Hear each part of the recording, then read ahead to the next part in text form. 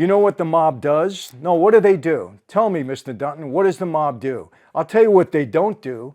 They don't go in someone's backyard and stab a woman 7 times, okay, and practically decapitate her.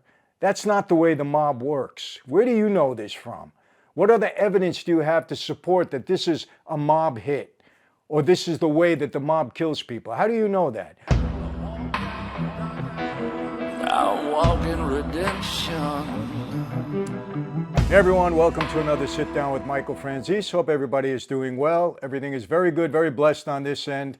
And as always, I give all the praise, honor, glory, and thanksgiving to my God for that. A couple of things before we get into today's topic. Number one, the UK tour is back on. I got my passport. As my friend Andrew Tate would say, we defeated the Matrix. Not really, but I got it back. It was a whole series of events that we had to go through, but we got it back. And I'm very, very excited to be back on tour. I think it begins May 12th, and we have about 2 weeks in a number of cities. We end up in Dublin. So we're going all through the UK again. I'm very excited to see that. I will most likely be visiting Andrew Tate in Romania at the same time. We're finally going to have that long-awaited sit-down that so many of you have been asking me about. I guarantee it's going to be one in a million. Andrew and I, we're going to have some good interaction. That you can rely on. I've been getting a lot of action on Maniac, M-I-N-N-E-C-T. Thank you all for supporting me in that regard. We're having good texts, good phone conversations. So if you want to reach out to me, M-I-N-N-E-C-T, Maniac.com. Great platform that was created by Patrick Bet-David, my good friend, and all the people at Valuetainment. Next, I want to thank everybody, and as a matter of fact, I'm going to enjoy a glass now. Franzese wine, we've been getting such a great reaction from it in all the various states that we're in right now. Sorry people, but I do enjoy my wine when I'm sitting down and relaxing, and this is relaxing to me. Thank all of you for supporting us. We've been getting such a great reaction. We're now in 6 states. We'll be in more than that by the end of the year, and all is going very well. So salute to that, to all of you that are enjoying Franzese wine. Wow, it's good. And by the way, this is a Malbec, and I guarantee we know that Argentina is famous for their Malbec. I want you to try some of our brand from Armenia. It's spot on. You're going to love it. Different taste, wonderful. Best Malbec you're ever going to taste, guaranteed. And again, salute to that. Delicious. Okay, today, controversial subject, people, O.J. Simpson. Now, I know I'm a little bit behind the matter. It's been talked about for the last 2 weeks in the news ever since O.J. Sadly passed away. Some of you may say sadly. Yeah, sadly. It was a life that's now gone. He has children and people that loved him, regardless of what the circumstances were surrounding him. But I want to tell you, I have personal experience with O.J., and I want to go back a little bit and brief you on that. Number one, O.J. Simpson and my family lived in Brentwood, California. O.J.'s daughter went to dance school with my 2 daughters, Molly and Ronnie's Dance Factory, also in Brentwood. The night that Nicole and Ron Goldman were killed was the night of the dance recital. It was an annual event that Molly and Ronnie's dance school held, and my wife and my daughters attended. I was in prison at the time. But they all attended, and they all ate at Mezzaluna Restaurant in Brentwood right after the recital. It was shortly after that that this horrible murder of both Nicole and Ron Goldman took place, again in Brentwood at Nicole Brown's home at that time. And it was terrible, absolutely terrible. So my wife knew Nicole fairly well. My daughters knew O.J.'s daughter. And after it happened, everyone was in shock. I remember calling my wife, and she was very, very upset. She told me what happened. I was actually in solitary, so I didn't hear at the time what went on. But the whole neighborhood, everybody in the neighborhood of Brentwood was saddened by it, upset by it. Nobody at that point believed that O.J. would do that. I certainly didn't believe it at that moment. My wife didn't. But it sent shockwaves throughout, obviously, the entire country and even the world at some point, but really through that, enclave, that community of Brentwood. And very, very, very shocking. Now, to further that, when I came home, I had known O.J. He and I shared the same agent over at ICM, a fellow by the name of Jack Gilardi.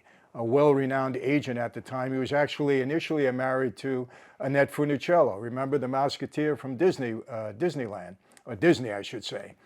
And so I knew OJ, and I didn't know the circumstances. Obviously, things were coming out. And remember the car chase and all the investigation and everything else. I will tell you this.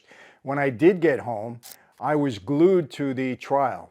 I watched it every single day during that time.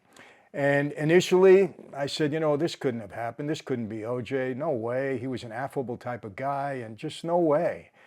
But I started talking to my agent a little bit and, you know, comparing notes and so on and so forth. And, you know, I'm the last one to make quick judgment on people. So I started to watch the trial. I was, you know, everybody at that time. I don't know if those of you that might remember, but everybody was just enthralled with the trial. It was unbelievable. You know, the dream team against the prosecution. It came in the aftermath of the whole Rodney King fiasco that happened, and, you know, all the racial tension that was in the community. And I watched that trial, and as the trial kind of went on, I started to say, man, this is not looking good for OJ. It really isn't. And the prosecution was really up against it because the lawyers were incredible. They really were. And you know all the names. I don't have to repeat them. And then what happens, you know, OJ ends up being acquitted of the murder of Nicole Brown and Ron Goldman. And, you know, the African-American community, I think, rejoiced at that time.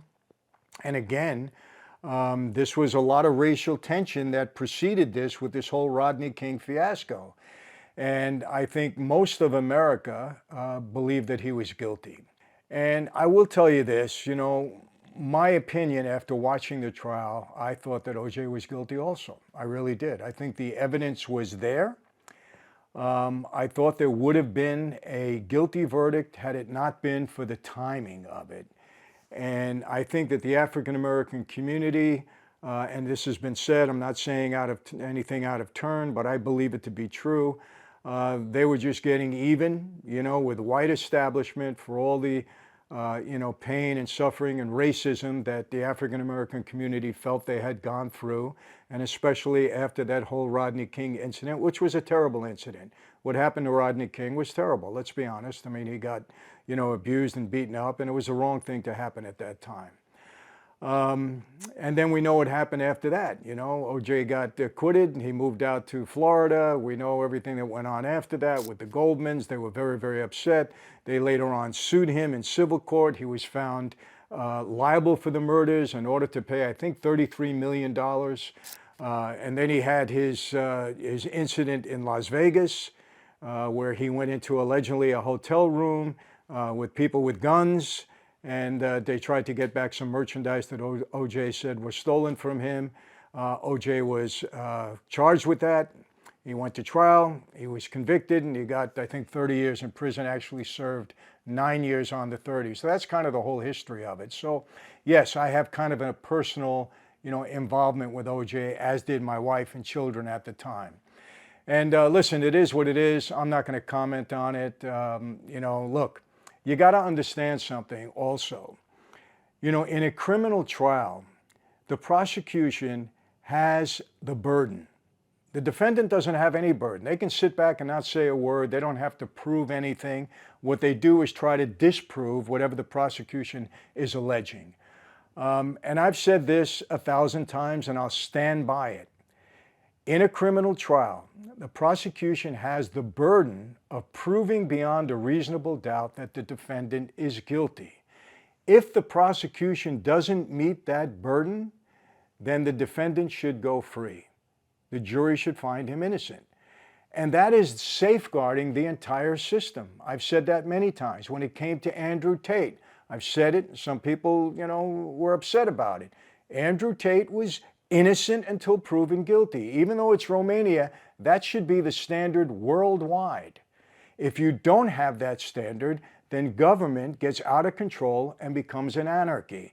I'm not going to comment now today on all the things that are happening here in the United States with our government weaponizing the Department of Justice to go after its political enemies. Not going to go after that, but it is happening. Well, it's the same thing in a criminal prosecution. The prosecutor has the burden of proving guilt beyond a reasonable doubt. That's the standard. If they don't prove that, then that defendant must go free, and that's to safeguard the entire system against anarchy and corruption. So, OJ was found innocent. Maybe, like I said, there were different reasons. Again, racism was very intense at that point in time. The black African-American community felt that they were being taken advantage of as a result of the Rodney King fiasco and things that had happened prior to that. We understand that. But again, I had kind of a personal knowledge of what was going on back then. So let's bring that up to today's topic. Lately, someone came up with another theory with respect to the Nicole Brown and Ron Goldman murders. And that is that O.J. Simpson hired a couple of guys from the Gambino family to go in and commit the murders. I'm going to read you an article that came out, and I'm going to comment on it because this was something that I never expected to hear, although, you can blame the mob for almost anything nowadays, and back then you certainly could. But let me read this.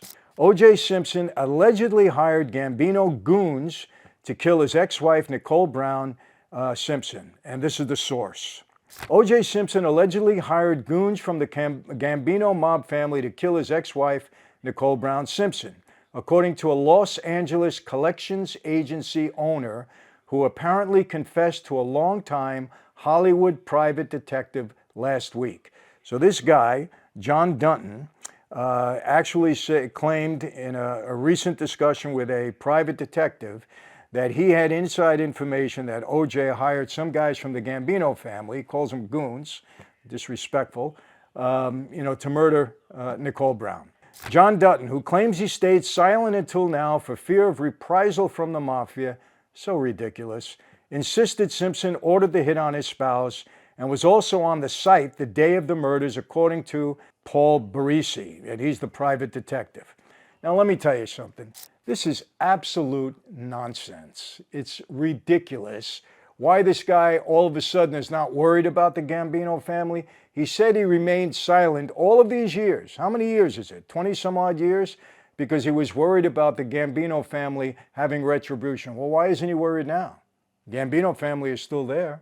Why did he come forward now after OJ dies? I mean, come on. Simpson, who died last Thursday, at the age of 76 from cancer, was tried for the vicious murder of Nicole, 35, her friend Ron Goldman, 25, on June 12, 1994. Nicole was stabbed 7 times in the neck and the scalp. She was found in a pool of blood, almost decapitated. Horrible. And we don't have to review that, but that's in the article. Simpson was ultimately and infamously acquitted. We know that. Barisi played a recording for the Post of a recent conversation between himself and this guy Dunton, who's now 62 years old. In their chat, Dunton cagily contended that he'd learned of Simpson's whereabouts the night of the murders from someone, quote, in his circle. The person apparently traveled in the same circles as Simpson. I don't know what that means. Dunton was vague about who had given him the information, according to the recording. So what, is he afraid of this guy too? Now he don't want to expose where he got the information. He was afraid all these years, since 1994, of getting killed, by the Gambino family. And now he's not worried anymore for some reason, I don't know. Maybe they said, don't worry about it. Maybe he's in touch with them. So ridiculous, honestly ridiculous. Barisi told the Post he had first reached out to Dunton 30 years ago about the headline-making murders, but decided to try him again last week, and this time, Dunton agreed to talk. Dunton insisted the killings were a mob hit. Dunton, you're out of your mind. What information do you have? What proof do you have? What evidence do you have? This is absolutely ridiculous. All of a sudden, all these years later, the police investigated this. OJ was going to investigate, find out. This is absolute nonsense. It's just more rhetoric that comes out about this killing. And I know this personally. It's absolute nonsense. 100% Dunton can be heard saying on the recording. So he's saying, without a doubt, 100%, the 4 guys that came, they were members of the Gambino family. They were involved in all kinds of stuff. Like what, Dunton? What kinds of stuff were they involved in? You make an allegation like that. That's what happens on social media. People just make allegations. Oh, yeah, this really happened. And they quote it as if they have evidence, in their pocket to prove it. All sorts of stuff. Like what kind of stuff? What do you know about their background? Who were they? Come on. You know what the mob does? No, what do they do? Tell me, Mr. Dutton, what does the mob do? I'll tell you what they don't do. They don't go in someone's backyard and stab a woman 7 times, okay, and practically decapitate her. That's not the way the mob works. Where do you know this from? What other evidence do you have to support that this is a mob hit? Or this is the way that the mob kills people? How do you know that? The only person I know in that life that was that brutal, okay, was Roy DeMeo. He was a serial killer, no doubt. But he died in the 80s, well before this incident happened.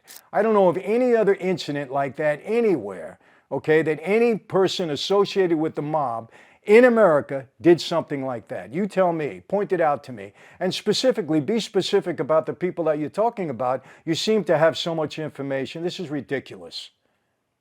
You know what the mob does? Again, the bottom line is everything was done with OJ's direction. That's what happened. So you, 30 years later, are the only one that knew this. There was no leaks. Nothing ever came out. Nobody in the mob, no informant knew about it. There's mob informants everywhere. Talked about every kind of murder under the sun. More guys went to prison and died in prison because of informants talking about alleged murders. But not one ever mentioned anything about O.J. Simpson or the murders of Nicole and Ron Goldman. But you have this information all these years later. The Post was unable to independently verify Dutton's claims, and the Post will never be able to independently identify his claims because they're all nonsense, totally made up, untrue. Dutton told Barisi that because he was friendly with the cops, he tipped them off about what he'd learned on the condition he'd be kept anonymous. Well, did the cops investigate it at all? Did they call people in New York? Did they get in touch with the FBI? What furthered that investigation after you gave them this wonderful information? Or did they look at you like you were crazy also? Come on, please.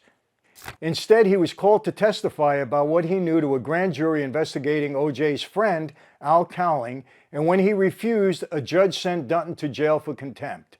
Okay, well, why did you refuse to testify against Al Cowling? What did he have to do with it? Are you saying he was involved also? Somebody knew? Dutton's former attorney, Robert Renser, 84, told the Post he finally got Dutton released after 23 days. Well, if you refuse to speak, okay, when you're given a subpoena to a grand jury, that is contempt. You can be held. Has nothing to do with the Gambinos or the murder or anything else. You refused to talk. You didn't respond to a subpoena. That's contempt of court, and a judge can hold you in contempt and put you in jail. He was released after 22 days behind bars when he persuaded the judge Dutton was never going to talk. Talk about what? There was no mention back then about Gambino guys. It was against Al Cowling. Renser said he never heard anything about a mob hit on Nicole Brown Simpson, but pointed out that Dutton was afraid of something. Well, yeah, maybe you had some inside information about the murder. Maybe Al Cowling talked to you about OJ's involvement in the murder. They were very close friends. We know that story with Al Cowling. Was ever any mob guy, Gambino guys mentioned at that point? It's funny, after what, 30 years? This was 1994? After 30 years, there was never a mention of this. You told the cops they didn't bother to investigate. No informants from the Gambino family ever came forward. OJ never leaked, never said anything in his sleep, never confided anybody. Nobody knows anything for the past 30 years except for you, and you say 100% you know how these mob guys act. Really, do you? What experience do you have with the mob? Tell me. You know, it's a shame on you for making up such nonsense, really. Total nonsense. Dutton told Barisi he got a visit from a Gambino operative. What's a Gambino operative? What does that mean? Are we in the CIA now? We didn't have operatives, okay? Who made him get on his knees, then stuck a gun in his mouth and threatened his family. The guy that put the gun in my mouth, he effing whacked several people, and if he whacked me, it wouldn't be any different. You know, this is laughable. Are you looking for some kind of, fame at this point in time? Is this guy dead now? Does he not have any associates around him? Does he have family or friends? Okay? I mean, let's see why you're ready to say this now. He also said they'd whack my family too. When did Gambino guys ever whack any member of the family? I take this personally. Never, ever do I know of any incident where anybody in my former life intentionally went after a family member. I walked away from that life. I had a death sentence on me, My family was walking around publicly and free because I knew we had a certain code. We didn't bother family.